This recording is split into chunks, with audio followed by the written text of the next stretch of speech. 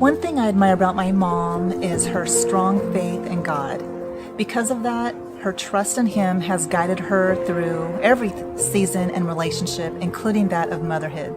She has been kind and loving and supportive in every way. Happy Mother's Day, Mom. I love how they support us in all of our endeavors to this day, how they're checking in on us, making sure we're okay. So we just want to say Happy Mother's Day to you and all the moms that are watching. Happy Mother's Day. My favorite thing about my mom this Mother's Day as I reflect on her, she's no longer with me, but man, she's a great cook and she was really organized, but the very best thing, truly, she gave me was to trust in the Lord. She modeled it in her life through the ups and downs, and all the way to the end, she crossed the finish line strong, teaching me to trust in the Lord. She always had us kids, all four of us, at church every Sunday morning and every Sunday night, and for Wednesday night youth services as well.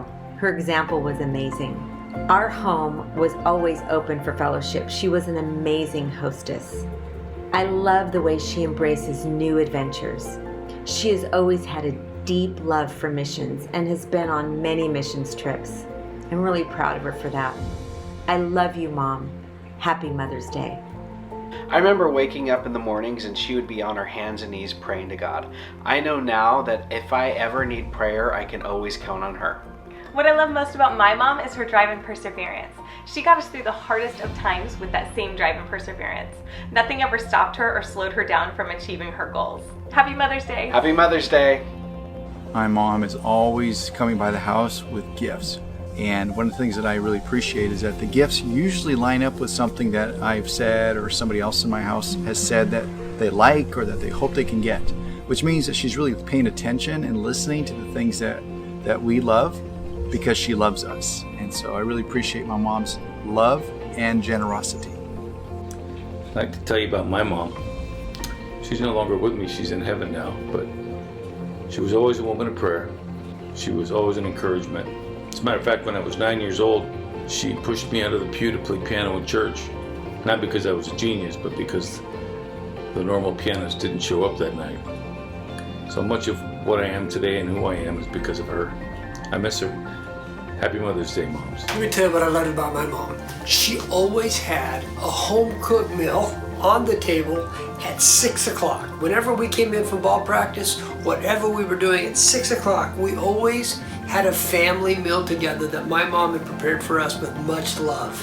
And that was great because I loved the food as a young man, but also it was great because I know she was creating always an environment where we could stop and connect, and some of our greatest conversations happened around our dinner table. And I really love that about what my mom did.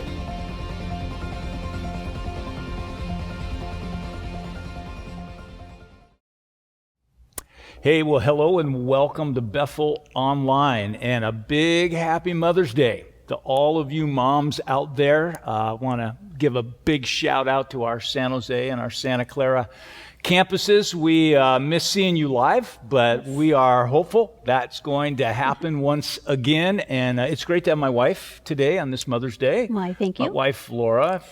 If you've not met her yet, you have now.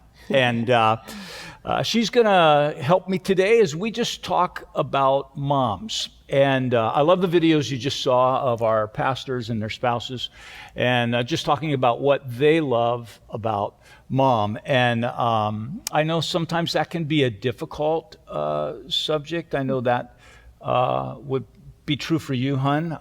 Yes. You lost your mom last June, so this is the first Mother's Day. Yes. Without mom. And I think a lot of you out there as well, you get that. And so it can be a challenge. Your relationship with your mother, of course, I knew your mother for a long, long time. It was not always great, but it was really cool to see what God did, especially in the last years. Yes. And your relationship with her. And I thought maybe you'd just take a moment and answer the question, hey, what do you love about your mom? My mom, she knew how to be a friend. She had lifelong friendships, and I always admired that about her. She loved to play card and board games. She loved to laugh and just have fun. She was very quiet, very shy, but she really loved to have fun. She was a steady, no drama type person. Yeah. And she really enjoyed the simple pleasures of life, like being a mom and being a wife. I felt secure growing up, knowing that she was always going to be there. And as an adult, I enjoyed shopping with her and just sitting, going through magazines like Better Homes and Gardens, and just talking about all kinds of subjects. I especially loved when she shared about her childhood memories and family. Yeah, those are good. My mom, just briefly, was really a hero of mine. It was my mother that led me to faith in Jesus in my bedroom, at my bed. And it's a powerful memory for me. My mother grew up in a Christian home, but walked away from Jesus when she was just a teen and didn't look back for years and years. I remember, consequently, when I grew up without knowing anything about Jesus. I mean, literally, I knew nothing about the Bible. I couldn't tell you anything about anything when it came to God. My parents divorced when I was 13. At age 15, my mother remarried, and we relocated from Southern California to San Jose. And my mother, my stepfather, and my little sister received an invitation from some family members to attend church. Well, it changed their life because Jesus broke in on their lives. And again, the power of an invitation. Well, a couple of years later or so, I would put my faith in Jesus as well. And as I said, my mother was the one who led me to Christ. She was a great example of unconditional love. And of course, you knew her well. And Yes. My mother never judged. She loved, man, she loved me. She loved my friends. We were so far from God, so far from God. But she loved us and welcomed them into our home. My mother was a fantastic cook. You remember Very much that. so. And she would cook for all my friends, and she would joke with them, had a terrific sense of humor. And her love was so disarming. It was so disarming. And consequently, it allowed her to really make an impact, not only in my life, but also in the lives of so many of my friends. She was also a mom who prayed. And I am the product of a praying mother. And I would just say to moms out there today, and you see your child or a grandchild maybe, or even a sibling or a parent, and you're saying, man, I don't know if their life is ever going to change. Don't stop praying for them. My mother never stopped praying for me. And I am the product of a praying mother. Long after I came to faith in Jesus and we were in ministry and pastoring, my mother was a great prayer partner of mine. And of course, she's in heaven. She's been in heaven now for a while. But one of the things she gave me 3 days after I said yes to Jesus was my very first Bible. It was my 17th birthday, and I still have that Bible. And I want to read to you what she wrote. I have yet to read this and not cry, but maybe this will be the first. It's dated November 20th, 1978. She says, "To my beloved son, God again fulfilled his promises and answers to my prayers. May Christ always be as real to you as he is today, and may he lead, guide, and direct your life. Your grandmother is rejoicing in heaven with the other saints. Much love and prayers, your mother." Moms, you matter. Yes. You matter. You have potential to make a difference. And I know sometimes even when you feel like there's nothing good, nothing's changing, right? Those types of things. You see no discernible difference. You feel maybe like you've blown it or it's too late. It's not. It's just not. And as long as you and I, as long as we're still breathing, there's hope and there's opportunity. And Laura and I want to just kind of piggyback on that idea and leave you with 3 choices today that help moms everywhere, but help all of us make a lasting impact. And I think you'll find this helpful. It's been helpful to us, but it will be helpful to moms in trying to navigate motherhood and womanhood, for that matter, in a culture that often makes it very difficult to do so. And so I think you'll find these choices helpful in building healthy families, as well as just building healthy relationships in general. And I want us to look at Luke chapter 9 today, the gospel account of Luke chapter 9, verses 57 through 62. Now, when we read this, you're going to go, Frank, this is a Mother's Day passage. It looks to be rather odd when it comes to talking about moms and about families, but the reality is it speaks directly to why so many families, so many moms, and so many relationships in general are so broken, and they struggle. And so I think you're going to really find this helpful, especially right now. COVID-19 has enhanced everything and has made life so much more difficult. And it's truly a test. It's a time of testing for us all. So I think you'll find these super helpful. Let's look at these verses, verses 57 through 62. And I'm reading out of the New Living Translation. And it's a final story in this chapter that Luke records. As they were walking along, Jesus and his disciples and others as well, someone said to Jesus, "I'll follow you wherever you go." Verse 58, but Jesus replied, "Foxes have dens to live in, birds have nests, but the Son of Man has no place even to lay his head." Verse 59, he said to another person, Jesus that is, "Come follow me." And the man agreed.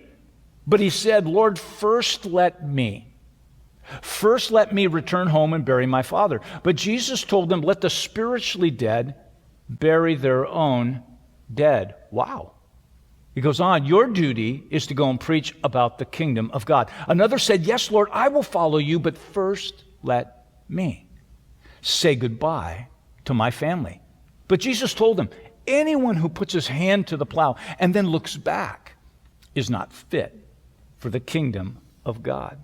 Jesus essentially is driving home the same point 3 different ways. So what's this got to do with a mom's impact? With impact on our family and our relationships? Everything. Everything.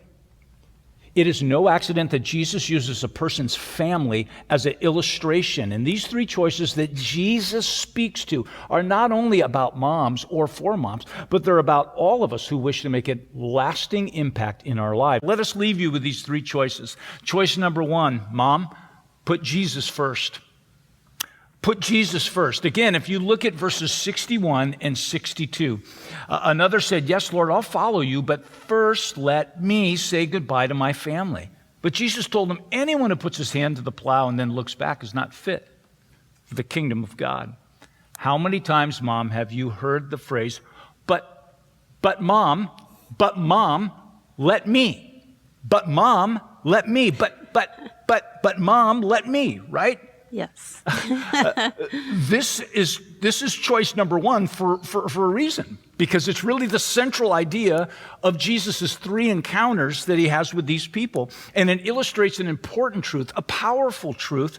And I've put it in your outline, and you can post this today on social media. But in essence, Jesus is saying, if I'm not first in your life, I'm not leading your life. I want you to think about that. Very true. Jesus is saying, if I'm not first, something else is. There is some other value, some other priority, some other goal, some other relationship that is. All of us have something at the center of our lives. I talk about this so much because I think it is so central to life. Pastor Michael and I talked about it a couple of weeks ago, a little differently, talking about how we need to order our loves correctly, to love right, to love more things maybe we don't love, or to love less some things that right now we love too much. But it's the same idea. We all have something at the center of our life. All of us have something that has veto power in our life. All of us have something that has authority over our lives. We all have something that is more important than anything else. And it's not based on what we say, it's really based on how we act, on how we behave. And I want you to go to our chat box right now, if you'll take just a moment, and I want you to just list a phrase or a word of what are the things that you see in our culture where people have as first in their life. What do you see? Now, don't name them. Don't say, yeah, Dan has this first in his life, okay? You know, Susie over here. No, don't do that. But just list in a word or phrase what you see in our culture of things that people have as first in their life. For this person in our story in Luke chapter 9, it was his family. Oh, well, that's not so bad, right? That's not so bad, family. I mean, there are worse things for sure. We should love our family. We should spend time with our family, encourage our family. Some of the most important relationships in our lives are family. I think it's important to note also in Luke chapter 9, this guy's not anti-Jesus. Not at all. He wants to follow Jesus. So his request seems pretty reasonable. Look, Jesus, I want to follow you. I just need to go and say goodbye to the fam. Just need to say goodbye. Now, in the ancient world, goodbye is not like our goodbyes. And we say, hey, we'll see you later. No, it was far more formal in the ancient world. It was a party. It was a celebration. It was a farewell. It was a feast. It sometimes could last for days, okay? So it was kind of a big deal. So he says to Jesus, look, I want to follow you, but first let me. First let me. The phrase is used 2 times in these 3 stories. I want to follow you, but first let me. There is something else that comes first, other than you, Jesus. Moms, man, I was thinking about this again. We live in a culture, and this wasn't so much when we were raising our kids, but where everything is supposed to be special. Everything is supposed to be important. Everything is super celebrated, super spectacular. If we're not going all out, all in, bigger than life with our kids on everything, you're not being a good parent. Our culture tells us all that you're not being a good parent if you don't do that. And if everything is a celebration and everything is special and important, then nothing is. Nothing is. And we have lost the virtue of duty. We do things because they're the right thing to do, whether I'm celebrated for it or not. There's a lot of well-meaning families and other relationships as well where they've got something other than Jesus first. Now, it feels like Jesus' words are harsh and that they're unreasonable. I mean, you read them, you go, are you kidding me? Like this is crazy. But the reality is what he's trying to do is trying to help them understand, help this individual understand, help us understand that the best thing that you and I can do for our family is put him first. I mean, it's like it's the best thing we can do. And well, what does that look like? And I've asked Laura just to share for a few moments. She does such a great job at this. There are 4 areas that she monitors every day in her life. And they're really, it's really a practical picture of what it means to put Jesus first. And just share those, as I think people will find it helpful. I call it keeping fit each day. These 4 areas help me to stay focused on Jesus first in my life and helps me to fulfill his plan and purpose for me. The first and foremost is keeping spiritually fit by spending time in prayer, by studying his word, by journaling and worshiping him while listening to Christian music. Second is keeping physically fit. Mm-hmm. It's having a healthy diet and exercise routine. So if you do an activity that you enjoy, you're going to tend to keep doing it. Mm-hmm. And so right now I take our Basset Hounds for a walk twice a day. Long walk, and usually Bella is very wore out, but it could be playing a sport, yoga, jogging, anything that you may enjoy. And third is keeping physically fit relationally, not physically fit, relationally fit. Right. Touching base with family and friends, whether by text or messenger or, any FaceTime. Right. I thank the Lord for FaceTime. Or just a note, just to, let them know that you are thinking of them and praying for them. And last but not least is keeping fit emotionally. Do something you love to do, something that refreshes you, something just plain fun. Yeah. For me, I enjoy my Jane Austen movies or one of my favorite television programs, which I'm not going to say what it is, but but these things I try to practice each day, and it's very liberating and fulfilling, and it helps me to be a better person. Yeah. Dr. Poole. Yeah, the incredible Dr. Poole. Poole. Yeah. Personally, I can't hang with the program, but my wife loves it. And just to clarify, so you get everything out of this message, the yoga piece is the stretching piece and not the meditation piece. No, okay? that's true. Some of the other religions. So I just thought I'd clarify that real quick. But anytime, any relationship or anything else for that matter is first place other than Jesus. Those are 4 very practical ways to keep Jesus first. What happens when we have something else first, we inevitably hurt the very people or the very things that we actually love. Okay. Second choice, mom, let go of the past. Let go of the past. Again, if you read Jesus' response in verse 62 of Luke chapter 9, but Jesus told him, anyone who puts his hand to the plow and then looks back, that Greek phrase there, it means something that you keep doing. So it continues to look back, continues to look back, continues to look back. The person who does that, Jesus says, is not fit for the kingdom of God. Now, I'll tell you something. I am no expert about when it comes to plowing. I mean, I'm not a farmer. I'm not the son of the farmer, but I'll tell you what I am. I am a motorcycle rider, and we lived for almost a decade in Oregon, and when you ride in Oregon, let me tell you what you're going to pass. You're going to pass tons and tons of fields and farmland. Beautiful farmland and fields. And I've seen a ton of it. And this is what I've learned. When it comes to plowing, you cannot plow effectively if you're always looking back. Now, if you were looking for something more profound, that's all I got. That's it. Right there. Okay? And instead of an orderly field, if you're always looking back and you're plowing, instead of an orderly field that's prepared and ready for harvest, a field that will be effective, right?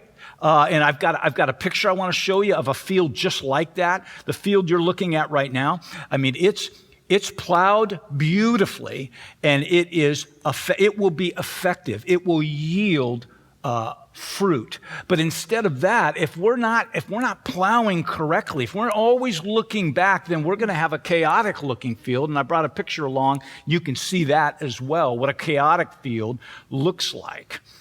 You see, there's just no way to be fruitful and effective if I'm always looking back at yesterday. I'm not going to be fruitful and effective today if I'm always looking back on yesterday.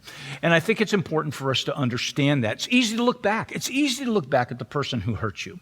It's easy to look back on that experience, that failure, that disappointment, that injustice. And sometimes it's at the hands of family or our spiritual family, right? Or a neighbor or a friend. And I don't want to minimize any of those hurts. Not for 1 second. Laura and I have been through plenty. We have plenty of hurts in our life, plenty of disappointments in our life. We know what that's like. We get that. But if all we're doing is looking back on those bad things, and it may not even be bad things, it may be good things.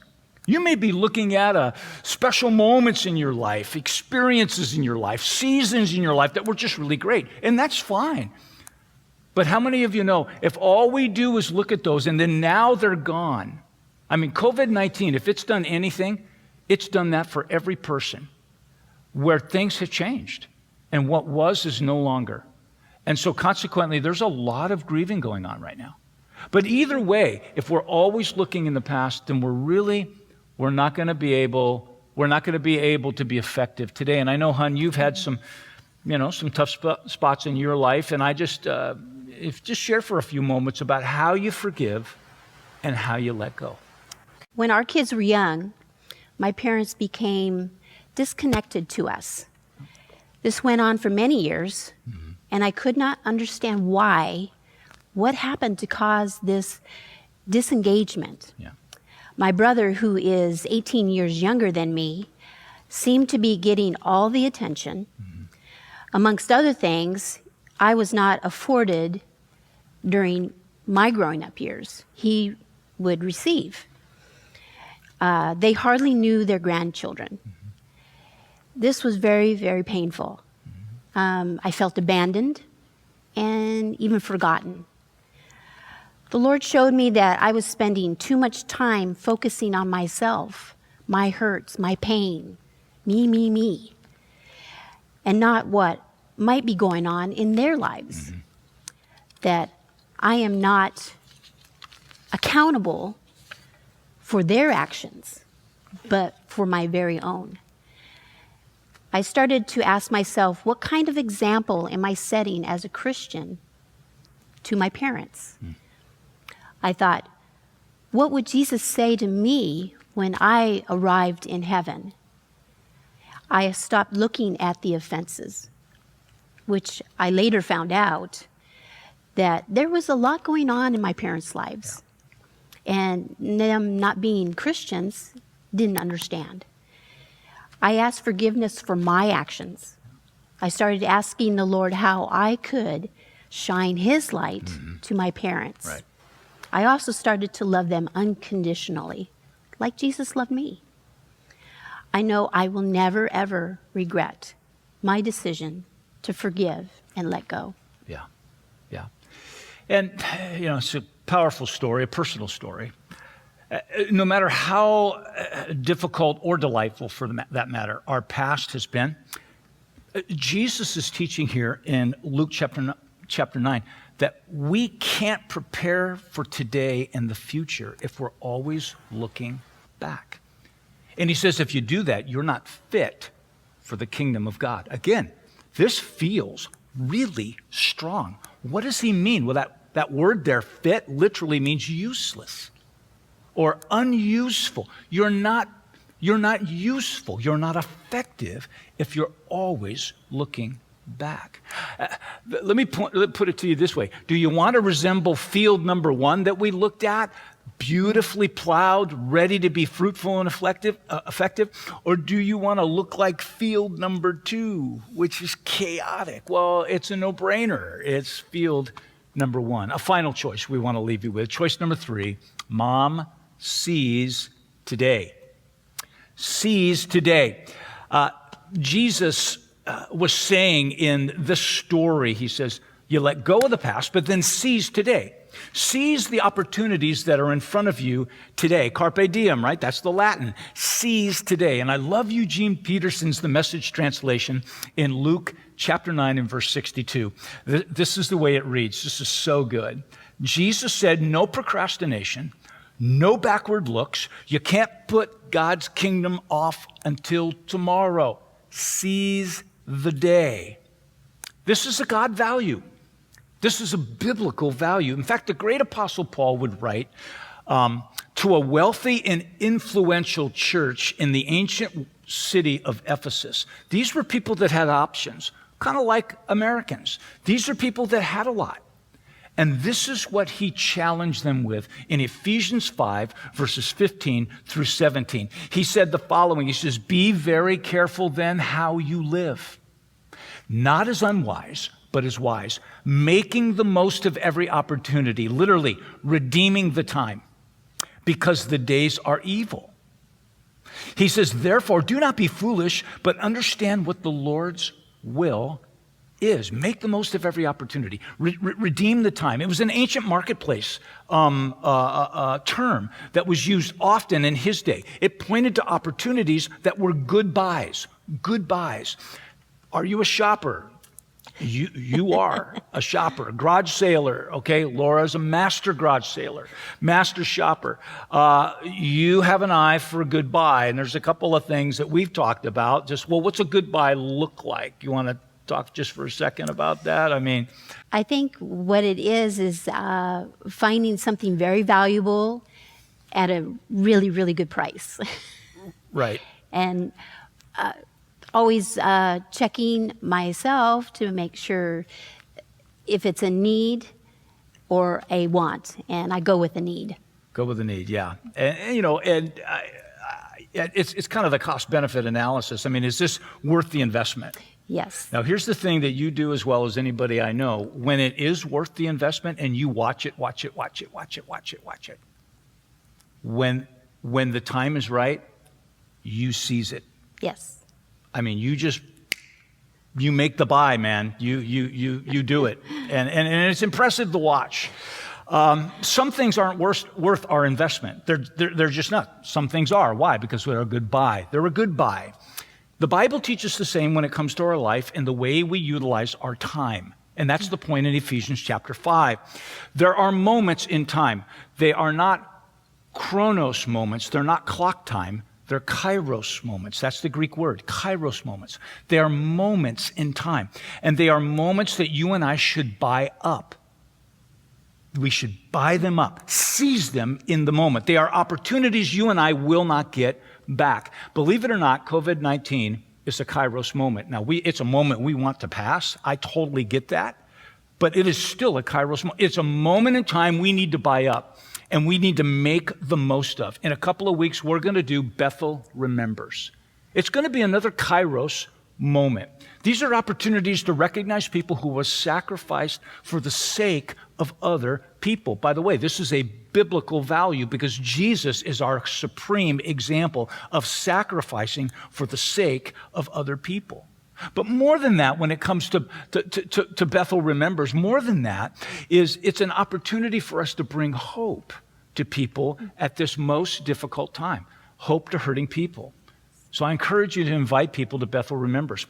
Let me just give a couple of other kairos moments. When you give to missions, so our missions board gave $10,000 to Convoy of Hope in their 10 million meals ministry, which is phenomenal. It was a kairos moment that we seized. We gave another $10,000 to Reaching Out Ministries, which is affiliated with Cathedral of Faith. It's a separate nonprofit. Cathedral of Faith is right here in our own hometown, and we're partnering with them. And we were able to help fund what they're doing every week, because it's amazing, man. They're feeding thousands of people every week. Because you give to Heartbeat, our Heartbeat Fund, it allows us to help people in the Bethel family who have found themselves on hard times, but also we're expanding it. So it's also touching people in the community as well. And we're making a difference in their moment. Why do I give these illustrations? Because they give examples of buying up moments, of seizing the moments. These are moments we won't get back. Not all kairos moments are as exciting as these, but all of them are impactful. And I know you have kind of a final word you want to share with moms. I just feel like, moms, you are important. What you do is so crucial for your children to grow up loving and serving the Lord. And it's, don't continue to do the right things. Continue to seek Him first and forgive and let go. Yeah. And you will be doing just fine and doing God's purpose and His will for your life, and you will reap many, many blessings. Don't give up. Thank you.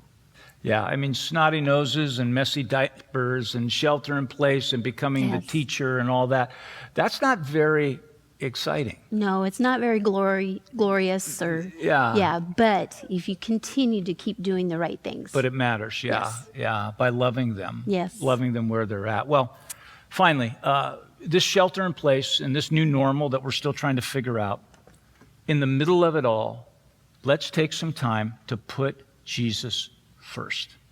Let's take some time to let go of the past. Forgive what needs to be forgiven, but also grieve the things that are no longer the way they were. I mean, I think we have a world that grieves right now because life has changed. And I think we need to identify that and do the sadness, as psychologists would say. We kind of work through that sadness, but we also know that Jesus promises to comfort those who mourn. Invite him in and then seize today. Seize today. Love today. If your mother is still alive, tell her you love her today. Do that today. Pray today. Give today.